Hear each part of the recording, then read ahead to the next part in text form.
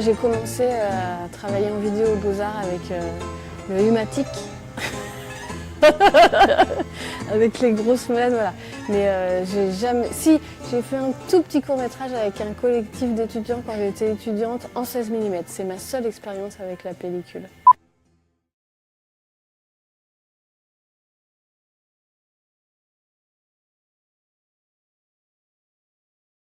J'aurais bien aimé apprendre à filmer sous contrainte, avec la contrainte de temps de la bobine. Et voilà, je ne suis pas de cette génération.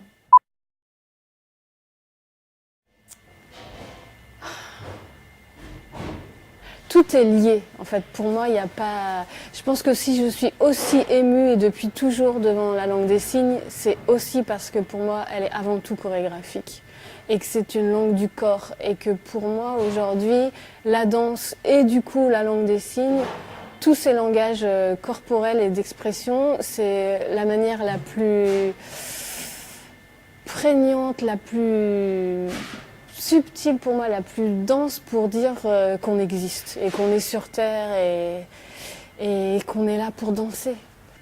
Et du coup, ben oui, mon prochain film sur la danse, ce film avec les sourds, le premier film avec ma mère qui elle est empêchée dans son corps par une maladie, ouais, il y a un lien. Et Edmond Baudouin, alors là, n'en parlons pas, lui, son dessin, c'est de la danse. C'est sûr qu'au fond, il y a ce fil rouge dans tous mes films et que le corps et le rapport au mouvement et au geste est présent partout, oui.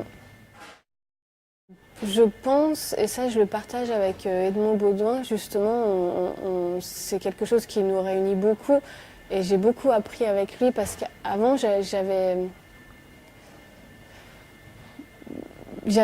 toujours un peu des réticences et des critiques, des gens qui me disaient oui mais tu parles toujours de toi, t'es nombriliste, t'es complaisante, pourquoi tu parles tout le temps toujours de toi comme ça, mais pour moi l'intime c'est ce qui ouvre la porte sur l'universel.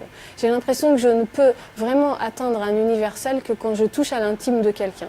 Plus le réalisateur, plus le chorégraphe, plus le peintre va aller, comme dit Edmond, au fond de son précipice et de ce qu'il est et de ce qu'il a envie de dire et des raisons pour lesquelles lui aussi il est debout, il ou elle est debout et danse dans la vie. Et là, ça va toucher à quelque chose d'universel et ça va résonner en moi. J'ai l'impression que si je reste en surface, je n'atteins pas quelque chose qui va venir résonner en moi.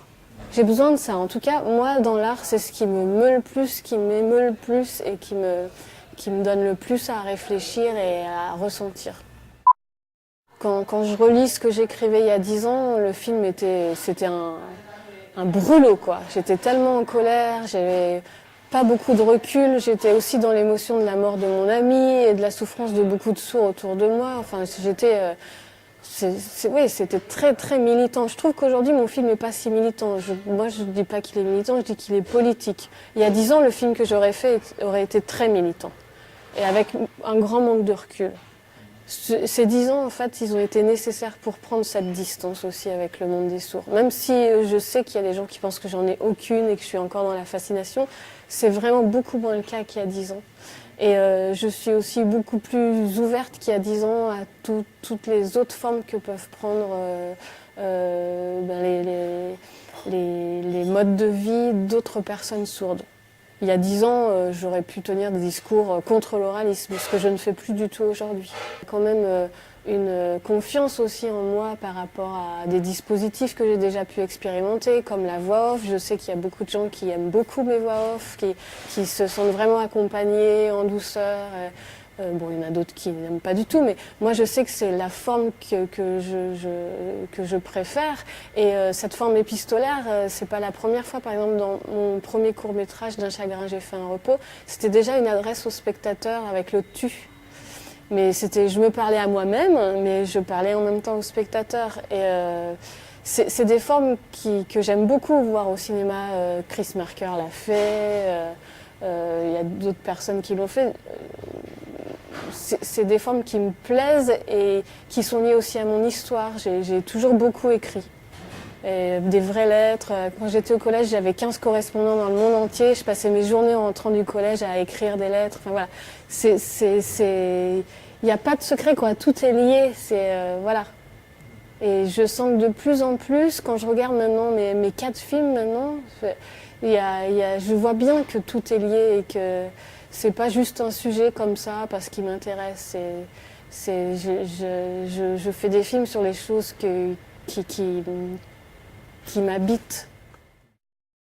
Je me rappelle, pour mon premier long métrage, La Pieuvre, je travaillais avec France 3 et il m'avait dit « Oui, mais tu sais, ça serait quand même vachement bien que ce soit une comédienne célèbre qui fasse ta voix. » Alors que c'est mon journal personnel de mon test génétique.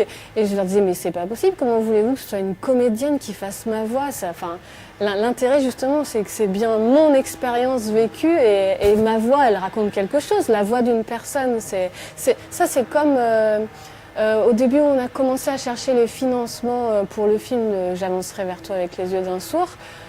On avait beaucoup de réticences des chaînes de télé et qui auraient voulu que je double les personnes sourdes. Et pour moi, c'est impossible d'imaginer, enfin il y a beaucoup de chaînes qui le font, de plaquer des voix d'un autre corps sur des corps de personnes sourdes et qui ne soient pas leur voix.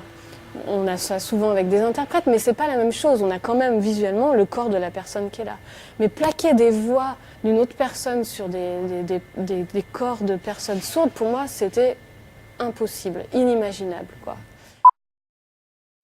Alors c'est marrant sur ce silence, parce que moi, quand je regarde le film, je le trouve très bavard, parce que je comprends la langue des signes, et pour moi, ça parle tout le temps. Mais il y a 2 jours, je regardais à nouveau le film en projection et je me suis allongée sur une table au fond de la salle et je n'ai pas regardé le film, je l'ai écouté. Et là, je me suis rendu compte qu'en effet, beaucoup plus qu'au mixage, paradoxalement, où j'ai quand même toujours l'image face à moi et même en mix et en montage son, on est quand même toujours face à l'image. Je me suis dit, oh, mais c'est vrai, mais ce film est extrêmement silencieux. Et je pense qu'en effet, en tant que spectateur, dans l'expérience sensorielle, ça compte. Enfin, en effet, c'est un film sur le silence, mais ce qui est paradoxal, c'est que visuellement, il est très bavard. Et c'est ça qui est génial dans la langue des signes, c'est que on est dans le silence et dans la présence du corps de manière extrêmement intense, mais c'est pas pour autant un silence inhabité. C'est un silence plein, complètement dense, complètement plein d'idées, de mots, d'expressions.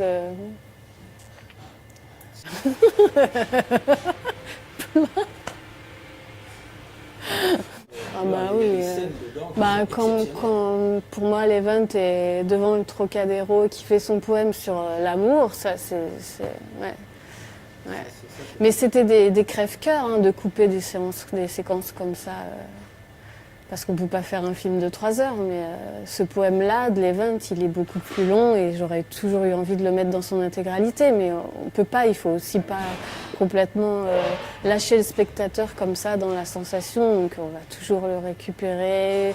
Je ne sais pas comment on dit en français, mais... agencer les séquences les unes par rapport aux autres, tricoter les fils entre eux pour que ce soit fluide et qu'on raconte quand même une histoire. Mais du coup, c'est pas un film non plus qui permet de se plonger complètement, par exemple dans un chant-signe, un signe-poème.